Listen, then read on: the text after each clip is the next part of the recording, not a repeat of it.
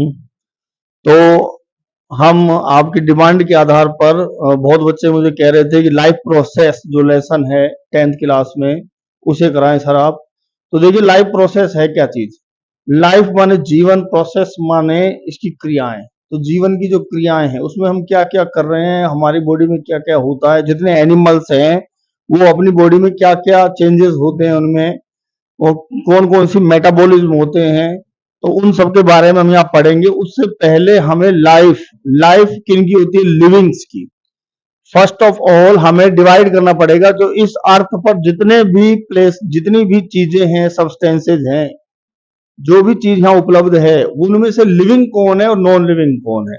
तो देखिए लिविंग्स और नॉन लिविंग जितने भी धरती पर पाए जाने वाले जो भी सब्सटेंसेज है उनको दो पार्ट्स में, दो घटकों में बांटा गया है, लिविंग्स और नॉन लिविंग्स। देखो लिविंग्स कौन है, जिनमें ये कैरेक्टर्स हो। फर्स्ट वन रेस्पायरेशन, जो सांस लेते हो, O2 इनहेल करते हो, O2 इनहेल करते हो और CO2 को क्या करते हो, एक्सहेल करते हो। तो that is called as respiration. आप कहोगे तो सांस तो गाड़ियां भी लेती हैं, बेटा वो फर्क है। वो क्या है कि वो अगर गाड़ियां, कार वगैरह की बात करें तो कार में भी ये प्रोसेस होती है, that time it is known as combustion, यानी वो दहन है। वो क्या चीज है, दहन है। तो दहन की वो श्वसन नहीं है और उसमें कोई मेटाबॉलिज्म नहीं हो रहा, डायरेक्टली जो कंपाउंड्स हैं, जो ऑर्गेनिक कंपाउंड्स हैं, पेट्रोल डीजल, उनका क्या किया जाता है, दहन किया जाता है, जिससे एनर्जी बूस्ट होती है और उस बूस्ट एनर्जी से गाड़ियां चलती हैं। ठीक है। दूसरी चीज है न्यूट्रिशन, जितने भी लिविंग्स हैं सभी को जीने के लिए, एनर्जी के लिए क्या चाहिए, बॉडी डेवलपमेंट के लिए न्यूट्रिशन चाहिए। Third one is development, every every organism, जैसे छोटा बच्चा पैदा होता है स्टार्टिंग में बिल्कुल छोटा सा होता है, धीरे धीरे बड़ा होता है, धीरे धीरे उसकी हाइट बढ़ती चली जाती है, तो वो क्या है, डेवलपमेंट। और ग्रोथ, वो क्या कर रहा है, ग्रोथ कर रहा है। डेवलपमेंट वो मेंटली सीखता है, तो मेंटली वो क्या करता है, ग्रो करता है, that is called development. Next important चीज है मूवमेंट। देखिए ज्यादा डिटेल में ये चीजें नहीं है 10th में, इसलिए मैं इसको इन शॉर्ट ही बता रहा हूं आपको।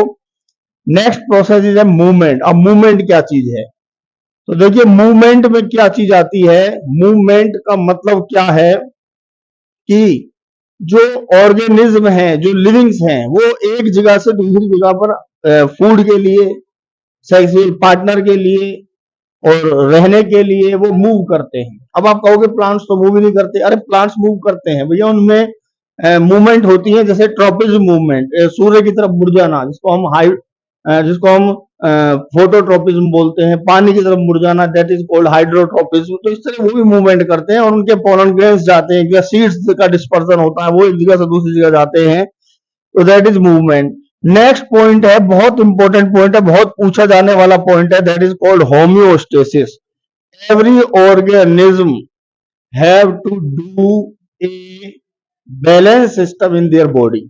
उनको अपनी बॉडी के अंदर एक बैलेंस सिस्टम बनाना पड़ता है। वो क्यों जरूरी है, जैसे हमें, हमारा टेम्परेचर 37 डिग्री सेल्सियस है, ये 98.6 फ़ारेनहाइट अभी मेंटेन है। कौन मेंटेन करता है, हाइपोथैलेमस। तो मेंटेन करके रखना। ऐसे हमारे अंदर पानी अगर हम ज्यादा पीते हैं तो बाथरूम ज्यादा आएगा, पानी को मेंटेन करना है।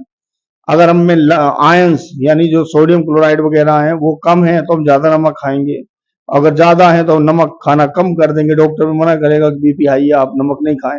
तो इस तरह जो बैलेंस करना है, अगर ज्यादा है तो हमारी बॉडी को एक्सक्रीट कर देती है फ्रॉम स्वीट्स ग्लैंड्स या यूरिनल ग्लैंड्स, हम वो क्या करेंगे, बॉडी से निकाल दी जाते हैं। दैट इज कॉल्ड होम्योस्टेसिस, यानी एक balance system produce in our body. हम अपनी बॉडी में एक बैलेंस सिस्टम प्रोड्यूस करते हैं, तो वो अंदर क्या करते हैं, हम जो बैलेंस बनाते हैं, दैट इज कॉल्ड होम्योस्टेसिस। इन हिंदी में इसको बोलते हैं समस्थापन। क्या बोलते हैं इसको, समस्थापन बोलते हैं। नेक्स्ट है सेंसिटिविटी। सेंसिटिविटी, हम बहुत सेंसिटिव हैं।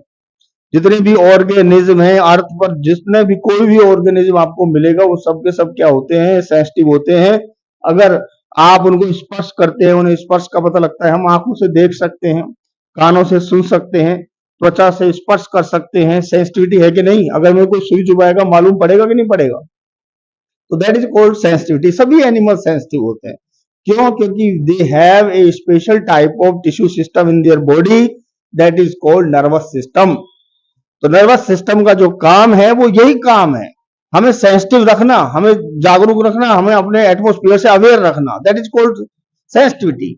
नेक्स्ट पॉइंट है एक्सक्रीशन। हमारी बॉडी में बहुत सारे जो मेटाबॉलिज्म हो रहे हैं उनसे हमारी बॉडी में ऐसे सब्सटेंस बनते हैं जिनका हमें कोई काम नहीं है, उन्हें बॉडी से बाहर इजेक्ट करना बहुत जरूरी है। वो इजेक्ट करने के लिए हमारे अंदर different type of system present होता है, that is known as excretory system. Human beings की बात करें जिसमें किडनी आती है, यूरिनल्स आते हैं, तो इनसे हम बॉडी में से उन एक्सक्रेटरी सब्सटेंस को, जैसे अलग अलग हैं, कोई यूरिया का सिक्रेशन करता है, कोई यूरिक एसिड का सिक्रेशन करता है, ठीक है, कोई डायरेक्ट अमोनिया का ही सिक्रेशन करता है। तो वो बॉडी में जो बनने वाले एक्सक्रेटरी सब्सटेंस उनको बॉडी से बाहर निकालना, दैट इज कॉल्ड एक्सक्रेशन। भैया ध्यान रखें ये कैरेक्टर जिसमें है these are livings, these are livings. Next important reproduction, ये सबसे इंपॉर्टेंट से भी इंपॉर्टेंट कैरेक्टर है कि हर जो ऑर्गेनिज्म लिविंग है वो अपने जैसा नया ऑर्गेनिज्म डेवलप कर सकता है, ये पावर है उसके अंदर, that is called reproduction. To produce a new offspring like same as, अपने जैसा नया जो एनिमल डेवलप करना, that is called reproduction. Next is digestion. सब में एक सिस्टम होता है डाइजेस्ट करने का, जो भी फूड ले रहे हैं उसको सिंपल मॉलिक्यूल में चेंज करने का, दैट इज कॉल्ड डाइजेशन कहलाता है। और मेटाबॉलिज्म, अब देखो मेटाबॉलिज्म क्या चीज, मेटाबॉलिज्म की अगर हम बात करते हैं, मेटाबॉलिज्म की अगर हम बात करते हैं तो मेटाबॉलिज्म में क्या चीज है, देखिए इसमें दो तरह की रिएक्शंस है, कैटाबॉलिज्म और एनाबॉलिज्म। कैटाबॉलिज्म डिसोसिएट होते हैं जो बड़े कंपाउंड, जैसे हम रेस्पिरेशन कर रहे हैं C6H12O6, इसमें O2 आके बाइंड अप हो रही है और इसको तोड़ रही है डायरेक्टली, जिसमें CO2 प्लस H2O और साथ में क्या रिलीज हो रही है, एनर्जी, जिसकी वजह से मैं आपके सामने बोल रहा हूं एनर्जी चाहिए कि नहीं चाहिए। और ये क्या है, फूड जो हमने खाया है, डाइजेशन से किसमें चेंज हुआ, ग्लूकोज में। तो ये ग्लूकोज का ऑक्सीडेशन होगा तो क्या बनेगी, CO2 H2O। CO2 एक एक्सक्रेटरी सब्सटेंस है, उसको लंग्स के थ्रू बाहर निकाला जाता है। एनर्जी से हम काम लेते हैं, एनर्जी सेव होती है हमारे अंदर किस फॉर्म में, ATP फॉर्म में, ठीक है। That type of reaction known as catabolism.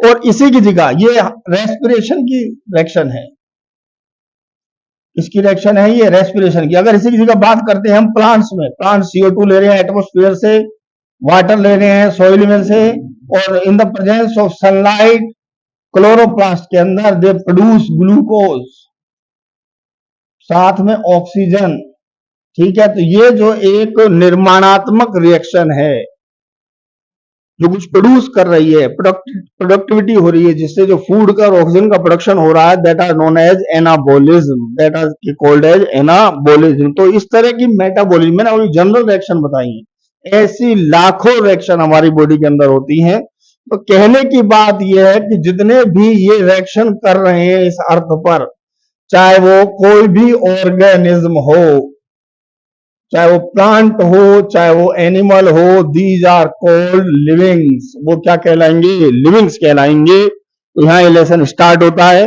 आगे हम इसमें और भी बताते हैं आपको। देखिए इस लाइफ प्रोसेस में सबसे जो इंपॉर्टेंट कैरेक्टर जो पहला है वो न्यूट्रिशन है। अब आप कहोगे कि न्यूट्रिशन चाहिए क्यों, हम अगर कोई भी काम करते हैं सब कामों के लिए हमको एनर्जी चाहिए भाई। एनर्जी कहां से आए, तो एनर्जी के लिए, अपने डेवलपमेंट के लिए, ग्रोथ के लिए हमको ऐसे कंपोनेंट्स चाहिए जो हमारी ग्रोथ करा सकें, हमारा डेवलपमेंट करा सकें, साथ में हमें एनर्जी, अंदर से जो एनर्जी बिल्डअप हो वो एनर्जी हो जिससे मैं बोल सकूं, खेल सकूं, कूद सकूं ना। सभी एनिमल्स को एनर्जी चाहिए और हर एनिमल्स अपने एफर्ट के कारण उनको अलग अलग एनर्जी चाहिए, उस हिसाब से वो फूड को लेते हैं। अब देखिए बात ये आती है, दैट इज कॉल्ड न्यूट्रिशन। तो एनर्जी के लिए, बॉडी डेवलपमेंट के लिए, ग्रोथ के लिए जो हम सब्सटेंसेस को कंसीव करते हैं, खाते हैं, लेते हैं, that is called nutrition.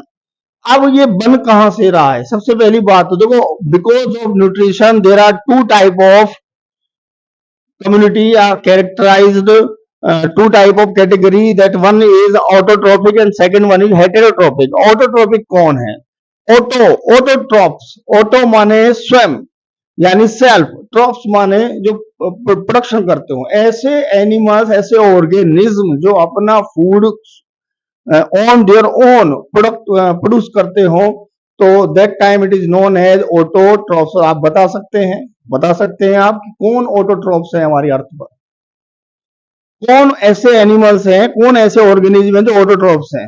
Very well known, कौन है? प्लांट्स, क्योंकि plants have a special power of photosynthesis. अब फोटोसिंथेसिस है क्या चीज? देखिए बहुत सिंपल सी बात है, आप जानते हैं जो प्लांट्स हैं जो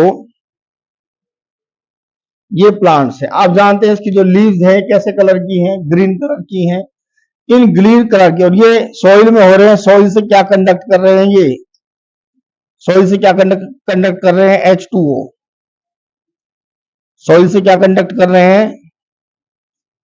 H2O। एटमॉस्फेयर से क्या चीज ले रहे हैं? CO2।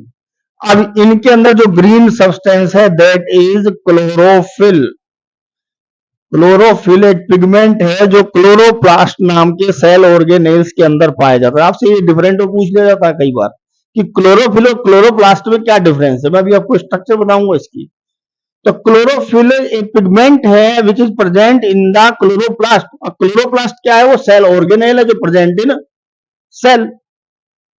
ये प्रोटोप्लाज्म में क्या होता है? प्रेजेंट होता है। अब ये जो CO2 ले रहे हैं, इस CO2 को और जो सॉइल में से H2O ले रहे हैं, इन दोनों को आपस में रिएक्ट कराता है किसके अंदर? क्लोरोफिल। और क्लोरोफिल का काम है कि जो एनर्जी इनको जोड़ने के लिए चाहिए उसे वो कहां से लेते हैं? सनलाइट से।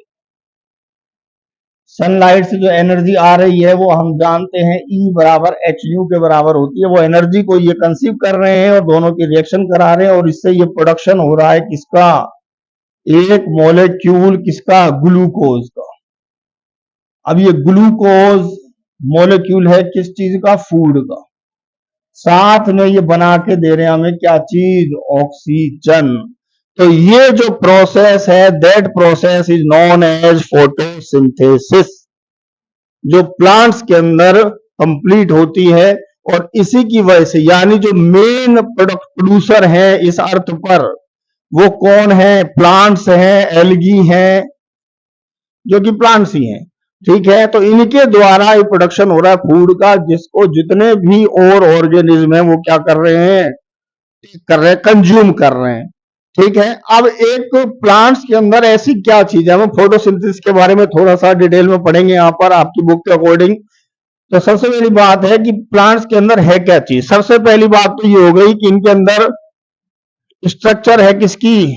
क्लोरोप्लास्ट की। मैं आपको जनरल स्ट्रक्चर बता दूं, क्लोरोप्लास्ट एक डबल मेम्ब्रेन सेल ऑर्गेनेल है। डबल मेम्ब्रेन ये सेल ऑर्गेनेल है, अब दिख रहा है आपको। ठीक है, इसके अंदर इस तरह की प्लेट्स पाई जाती है। इस तरह की क्या है? प्लेट्स पाई जाती है। These are called grana. These are called grana. इस तरह की प्लेट्स पाई जाती हैं, और ये ऐसे लगती हैं जैसे कॉइन्स का एक कलेक्शन हो या सिक्कों का एक ढेर हो, और ये आपस में कनेक्ट भी होती है। These are known as grana या ग्रेनम। सिंगुलर में ग्रेनम, और सबको कलेक्टिवली क्या बोलते हैं? ग्रेना बोलते हैं। ठीक है, सबको कलेक्टिवली क्या बोलते हैं? ग्रेना। इसके ऊपर छोटे छोटे पार्टिकल्स हैं, these are chloroplast, chlorophyll. These are chlorophyll.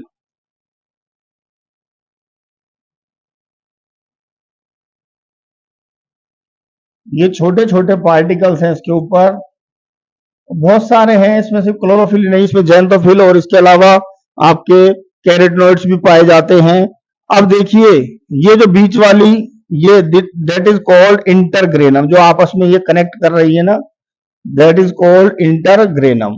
अब एक खास बात और भी है यहाँ पर कि इस ग्रेनम को चारों तरफ से एक शीट कवर कर रही है इस तरह। ये वो प्लेस है, वो ये रीजन है जहां पर ये पाई जाती है, that is known as thylakoid. Thylakoid ये रीजन है। अब आपको एक कमाल की चीज बता दूं, जो क्लोरोप्लास्ट है उसके बाद खुद का डीएनए और 70s राइबोसोम। खुद का इनके पास डीएनए है और 70s राइबोसोम है। अब इसका बेनिफिट क्या है कि ये जो सेल ऑर्गेनेल है क्लोरोप्लास्ट, इसका फिगर है ये क्लोरोप्लास्ट का। ये जो सेल ऑर्गेनेल है, it can produce like it a new chloroplast, ये अपने जैसे नए क्लोरोप्लास्ट को डेवलप कर सकता है बिकॉज ऑफ डीएनए, क्योंकि इसके पास खुद का डीएनए है भाई, इसके पास अपना खुद का डीएनए, इसलिए ये अपने जैसा नया क्लोरोप्लास्ट क्या कर सकता है, डेवलप कर सकता है। इसलिए इन्हें अर्ध स्वायत्त अंग यानी आधे स्वतंत्रता रखते हैं। इंग्लिश में इसको बोलेंगे semi conservative, semi conservative organelle.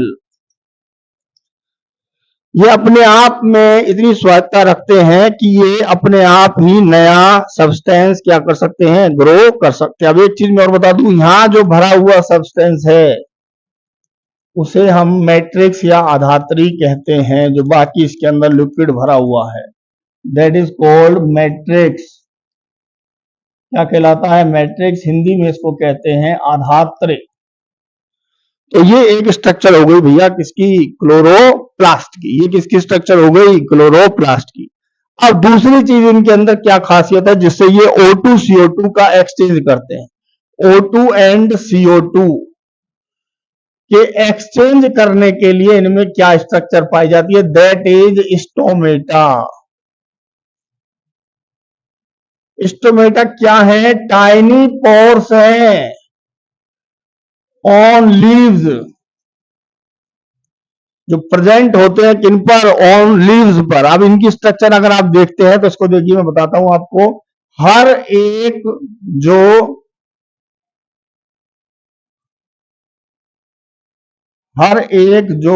Stomata है उसकी दो सेल से ये बना हुआ है। ये सेल्स, इनके अंदर खुद का न्यूक्लियस प्रेजेंट है। The cells are known as guard cells, guard cells हैं ये, ठीक है। और बीच में ये जो पोर है दैट इज स्टोमेटल पोर या स्टोमेटा। अंदर की इसकी वाल क्या होती है, थिक होती है, जबकि बाहर की वाल इसकी नॉर्मल होती है। बाहर की तरफ ये इन सेल्स से घिरा होता है जिनको हम हेल्पर सेल्स कहते हैं। क्या बोलेंगे बाहर वाली सेल्स को, हेल्पर सेल्स बोलेंगे। These are known as helper cell, these are known as helper cell. ये जो अंदर का स्टोमेटा वाला ये जोन है, दैट इज यहां से O2 CO2 का क्या होता है, एक्सचेंज होता है। अब देखिए ये मैंने सेल्स दिखाई, आपको यहां नोटिस हो रहा होगा कि ये दोनों सेल्स इस समय टारगेट स्पेस में है। कैसे स्पेस में, टारगेट। टारगेट जब ये होती है cells, guard cells, that time stomata is open. और अगर इसी को मैं इनमें फ्लैसिड कंडीशन में बनाऊं तो देखिए फ्लैसिड कंडीशन में ये दोनों अंदर की जो थिक वाल हैं आपस में इस तरह जुड़ गई, और ये दोनों सेल्स हैं, आपको मालूम है गार्ड सेल्स हैं, बाहर की तरफ ये हेल्पर सेल्स हैं। और इस समय जैसे ये फ्लैसिड हो जाती हैं, जैसे ये फ्लैसिड हो जाती हैं, ऑटोमेटिकली ये क्या हो जाएगा, ये क्लोज हो जाएगा। स्टोमेटा इज क्लोज्ड, स्टोमेटा क्या हो जाएगा, क्लोज्ड हो जाएगा। तो ये बहुत important, stomata role very important part for the exchange of O2 and CO2, क्योंकि इन्हीं में से O2 और CO2 का एक्सचेंज होता है। मोस्टली आपको बता दूं 90% जो प्लांट्स हैं उनमें डे में स्टोमेटा ओपन हो जाते हैं और नाइट में स्टोमेटा क्या हो जाते हैं, क्लोज्ड हो जाते हैं।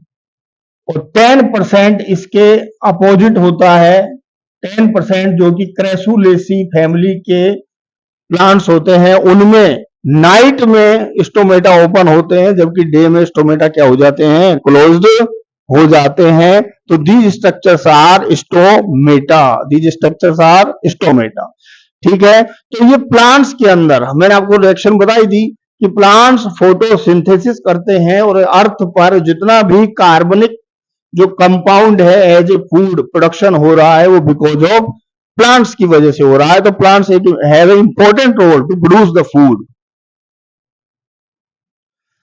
तो देखिए अब तक हमने ऑटोट्रॉप्स के बारे में पढ़ा कि plants are autotrophs and they can produce their food. अब हम बात करेंगे किनकी, हेटेरोट्रॉपिक की। अब मैं आपको बता दूं कि जो मेन प्रोड्यूसर है वो प्लांट्स हैं।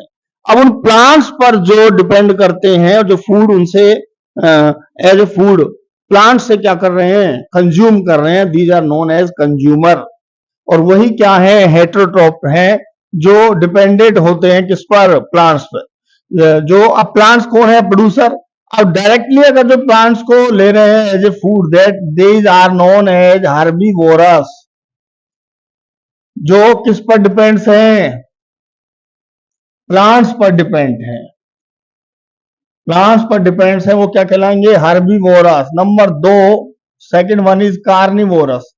ये कार्निवोरस वो एनिमल्स हैं जो एनिमल्स पर डिपेंड करते हैं, एनिमल्स पर डिपेंड करते हैं, पर वो एनिमल इनडायरेक्टली फूड कहां से ले रहे हैं, वो प्लांट से ले रहे हैं। तो एक्चुअल में जो फूड का प्रोडक्शन हो रहा है वो किससे हो रहा है, प्लांट से हो रहा है। पर कार्निवोरस वो एनिमल्स को खा रहे हैं जो प्लांट्स को यूज कर रहे हैं। और थर्ड वन है ओमनीवोरस। ओमनीवोरस वो ऑर्गेनिज्म यानी एनिमल्स हैं, वो एनिमल्स हैं जो depends on both plant and animal. जो पेड़ों से भी अपना फूड प्राप्त कर लेते हैं और एनिमल से भी।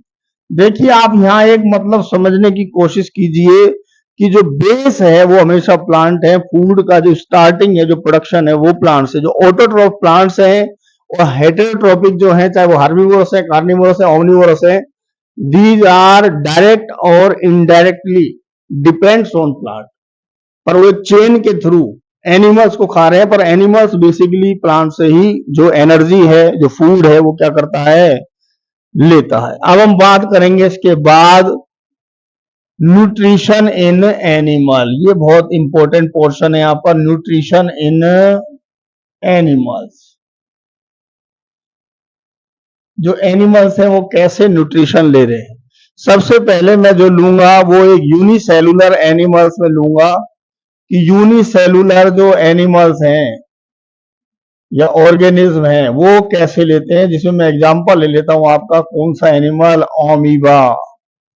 किसको ले रहा हूं, अमीबा को। तो देखिए अमीबा की हम स्ट्रक्चर बनाते हैं, ये अमीबा है, ठीक है। ये मैंने अमीबा यहां क्या कर दिया, ड्रॉ कर दिया। इसके अंदर ये मैंने दो ही चीज यहां शो कर रहा हूं, एक इसका न्यूक्लियस और एक इसके अंदर पाए जाने वाले लाइसोसोम, क्योंकि वो डाइजेशन में बहुत इंपॉर्टेंट रोल निभाएंगे। और दूसरी क्या चीज है, न्यूक्लियस, ठीक है। अब देखिए जैसे ही इनके पास में कोई फूड का पार्टिकल आता है, ये एक फूड पार्टिकल है, फूड पार्टिकल आता है, उसी समय ये अमीबा क्या करने लगेगा, अमीबा इसके पास जाकर जो इसके सूडोपोड्स हैं, इन सूडोपोड्स को इस तरह फैलाना स्टार्ट कर देगा। सूडोपोड्स को इस तरह क्या करेगा, फैलाना स्टार्ट कर देगा, ठीक है। सूडोपोड्स ये क्या है, इसके सूडोपोडिया, इनको फैलाने लगेगा और इसको कैप्चर करने लगेगा, किसको, फूड पार्टिकल्स को। धीरे धीरे ये सूडोपोडिया इसको पूरी तरह से, धीरे धीरे ये सूडोपोडिया इसको पूरी तरह से क्या कर लेंगे, कवर कर लेंगे, पूरी तरह से क्या कर लेंगे, कवर कर लेंगे। ये लाइसोसोम है, ठीक है। और ये इसके अंदर जो फूड पार्टिकल है वो आपको दिखा दूं मैं, ये फूड पार्टिकल इसके अंदर क्या है, प्रेजेंट है, ठीक है। अब जैसे ये एक यहां पर थैली जैसी स्ट्रक्चर बन गई, this is known as phagosome. क्या कहलाती है ये, फैगोसोम कहलाती है। एक फूड ट्यूबुल बन गई, that is known as phagosome. अब आगे क्या होगा कि आगे इनमें से एक लाइसोसोम अब ये बिल्कुल अंदर ले लिया, इस फैगोसोम ये बिल्कुल अंदर ले लिया, ये इसका न्यूक्लियस साइड में है और ये लाइसोसोम इसके साथ जाकर क्या हो गया, कनेक्ट हो गया। और लाइसोसोम जैसे ही कनेक्ट हुआ, लाइसोसोम जैसे ही कनेक्ट हुआ तो इसने क्या किया, इसके धीरे धीरे धीरे धीरे इसको डाइजेस्ट करना स्टार्ट कर दिया। इसको क्या कर दिया, डाइजेस्ट करना स्टार्ट कर दिया, क्योंकि हम जानते हैं कि लाइसोसोम के अंदर क्या होते हैं, एंजाइम्स होते हैं। लाइसोसोम के अंदर क्या होते हैं, एंजाइम्स होते हैं। इनमें से अच्छे जो पार्टिकल्स हैं वो इसके साइटोप्लाज्म में यानी जीव द्रव्य में डाल दिए जाएंगे। साइटोप्लाज्म में क्या कर दिए जाएंगे, जीव द्रव्य में क्या कर दिए जाएंगे, डाल दिए जाएंगे। और जो बचे सब्सटेंस हैं, अब जो बेकार सब्सटेंस है, धीरे धीरे ये अमीबा की सतह के पास, धीरे धीरे ये अमीबा की सतह के पास यहां पर आ जाएगा। वो लाइसोसोम भी इसी में फ्यूज्ड हो गया, ये इसका न्यूक्लियस है, ठीक है। अभी भी लाइसोसोम यहां पर हैं, और जो अच्छे पार्टिकल्स थे, जो अच्छे पार्टिकल्स थे वो अंदर क्या कर लिए गए, डाल लिए गए। अब जो बेकार पार्टिकल्स हैं, बेकार पार्टिकल्स हैं, उनको यहां पर ये अमीबा में बाहर की तरफ बाहर की तरफ क्या कर दिया जाएगा, थ्रो कर दिया जाएगा। बाहर की तरफ क्या कर दिया जाएगा, थ्रो कर दिया जाएगा, और अमीबा वापस अपनी शेप में आ गया। तो इस तरह, तो that process is known as phagocytosis. Phagocytosis. आपको एक चीज और बता दूं, अगर ये फूड पार्टिकल सॉलिड है, कैसा है, that time it is known as phagocytosis. अगर यही लिक्विड हो, अगर ये लिक्विड हो, that time it is known as pinocytosis. क्या कहलाता है, पिनेकोसाइटोसिस। और ये क्वेश्चन बहुत पूछा जाता है कि कैसे ये फूड को कैप्चर करते हैं, because of the help of pseudopodia amoeba easy goingly. ये यूनिसेलुलर एक कोशिक जीव है, डायरेक्ट सरफेस से ही फूड को ले रहे हैं, और सरफेस से ही उसका इजेक्शन, यहां इसको क्या बोलेंगे हम, इजेक्शन। बॉडी से बाहर क्या कर देना, उसको थ्रो आउट कर देना, जो बेकार जो वेस्टेज है उसको बाहर क्या कर देना, निकाल देना। तो that process is called as, known as phagocytosis।